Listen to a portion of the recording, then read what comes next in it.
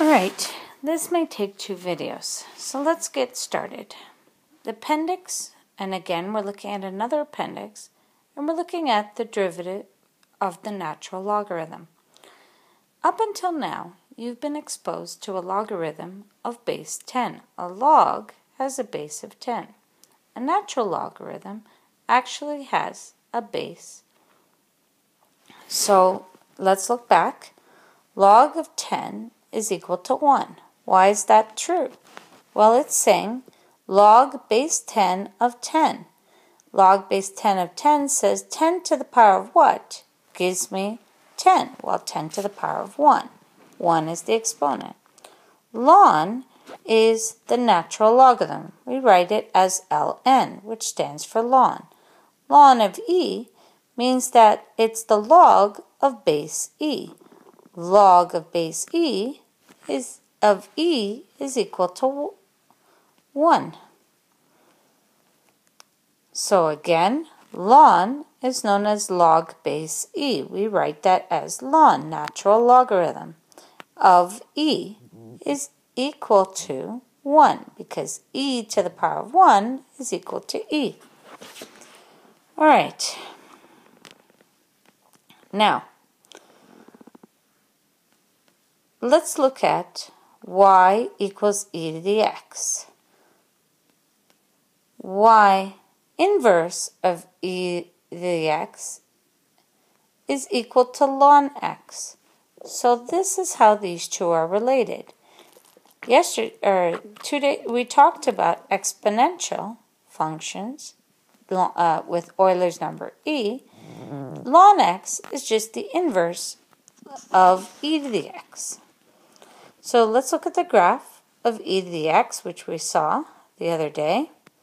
And then if you look at the inverse is going to flip across the y equals x line. So your horizontal asymptote now becomes a vertical asymptote, and your function is actually going in that direction. If you notice, everything in black here is has a reflection for the inverse, and these are reflections across the y equals x line. All right, next question. Let's look at y equals ln x. Well, the derivative of y equals ln x is equal to 1 over x. The derivative of ln x is just 1 over x. F of x is equal to ln of g of x. Let's say, to find the derivative of that, to find the derivative of f of x, f prime of x is equal to 1 over g to the x times g prime of x. When you simplify it, it's going to be,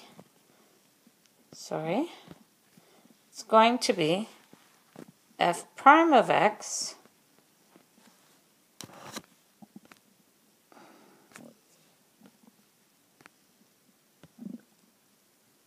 is equal to g prime of x over g of x.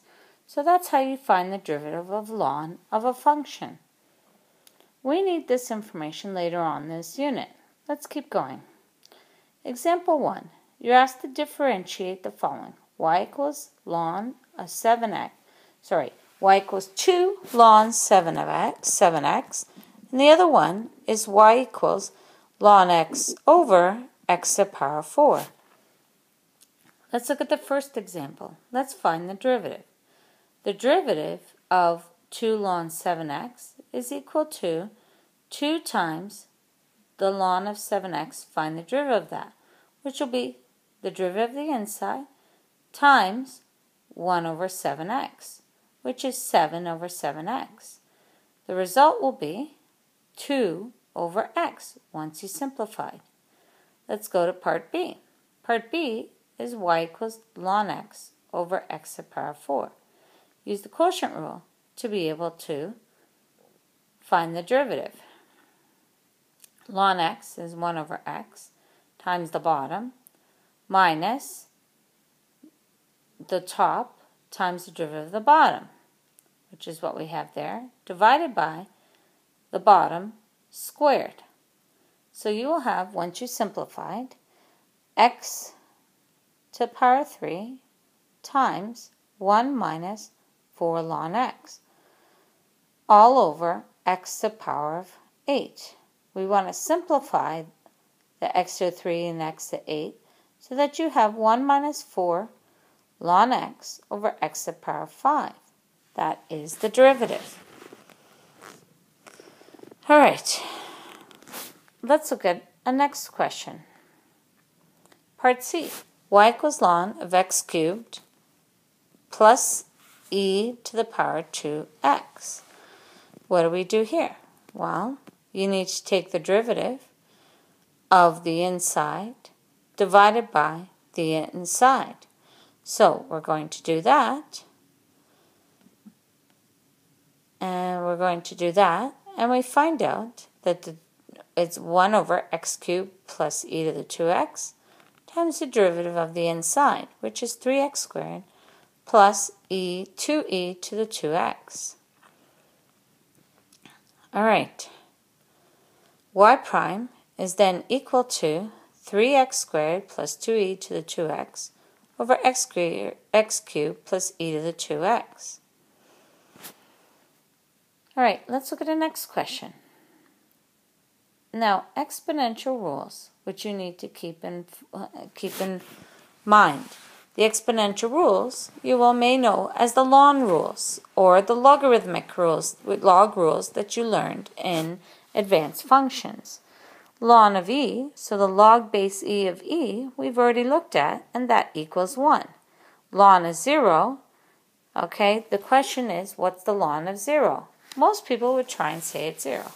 Well, but keep in mind, it's asking e to the power of what? The what is right here. E to the power of what is equal to 0? Well, you think about it, nothing to the power of any random number will ever give you answer 0. So it actually does not exist. Next, ln of 1. What's the ln of 1? Well, that's e to the power of what gives you 1. That answer is 0, folks. Ln of x over y is equal to ln of x minus ln of y. Ln of a product is equal to the sum of the individual lns. So ln of a quotient is equal to the difference of the numerator, ln of the numerator minus the ln of the denominator. And for the second one, it's ln of a product is equal to sum of the individual ln values.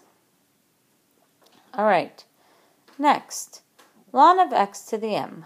What will that be? Ln of x to the m is going to be m times ln x. All right, so let's look at examples. For example, you're asked to find the equation of the normal to the curve y equals ln x cubed over 5x. What do we do here? Well, we find the derivative. And then we sub in the value of x equals 1. So derivative of y equals ln x over 5x, ln x to the cubed over 5x, is what you have to do is you use your log rules to move the exponent in front of ln x so that you have 3 over 5 ln x. Well, 3 over 5 3 ln x over 5x is going to equal 3 over x times, now where did the 3 over x come from? We're taking the derivative of the top times the bottom plus minus the derivative, the original. Okay, let's try that again. Let's go backwards and look at that again. So we're going to use the quotient rule to find this derivative.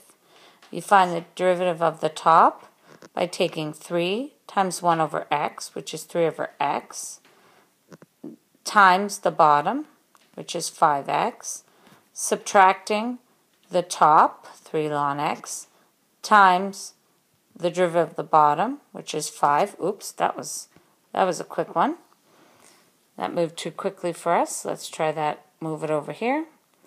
And then you have the bottom squared. So one more time again, let's look at this quickly. You have 3 over x times 5x minus 3 times ln x times 5. So we're using the quotient rule. The derivative of the top times the bottom minus the bottom times the top multiplied by the derivative of the bottom, all divided by the bottom squared. You find the derivative and you sub in the value, simplify, sub in the value at x equals 1. And you find out that the derivative is equal to 3 over 5. By that point, you substitute it in the equation. Nope, wait. We're looking for the normal, folks. Normal means the perpendicular. So we need to take the perpendicular slope, which is going to be the flip of the original slope and change the sign, the negative reciprocal. We're going to sub the negative reciprocal slope and the point 1, 0, which we plugged into the original function, and we find out that the answer here is going to be y is equal to negative 5 over 3 times x minus 1. Or, if you want it in standard form, it's going to be 5x plus 3y minus 5 is equal to 0. All right. On to the next video, folks. See you then.